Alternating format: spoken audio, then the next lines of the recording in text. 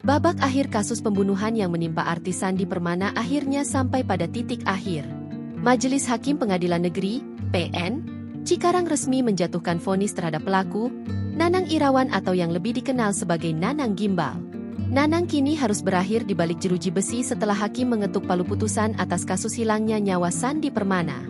Melalui data dari Sistem Informasi Penelusuran Perkara, SIP, PN Cikarang, terdakwa Nanang dinyatakan bersalah tanpa keraguan telah melakukan aksi pembunuhan terhadap tetangganya tersebut.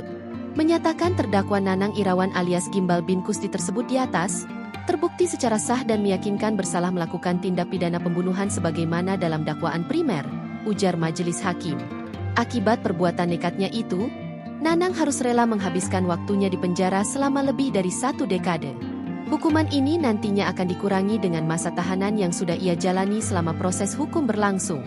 Menjatuhkan pidana kepada terdakwa oleh karena itu dengan pidana penjara selama 12 tahun. Menetapkan masa penangkapan dan penahanan yang telah dijalani terdakwa dikurangkan seluruhnya dari pidana yang dijatuhkan, ungkap hakim. Selain itu, Nanang Gimbal juga dijatuhi hukuman tambahan berupa kewajiban membayar restitusi. Uang ganti rugi diserahkan langsung kepada Ade Andriani, istri mendiang Sandi Permana yang kini harus menjadi orang tua tunggal.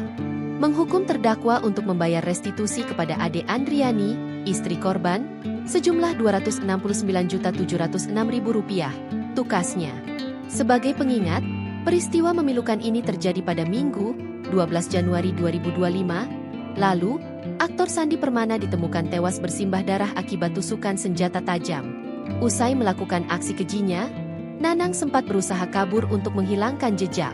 Ia melarikan diri ke daerah Karawang dengan membawa serta barang bukti berupa pisau yang digunakannya untuk menikam korban.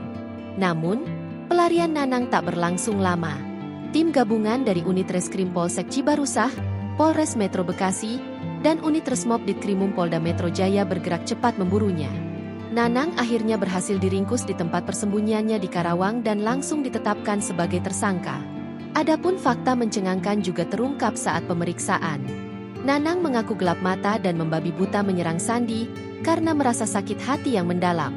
Ia merasa direndahkan harga dirinya setelah Sandi diduga menatapnya dengan sinis dan meludah ke arahnya.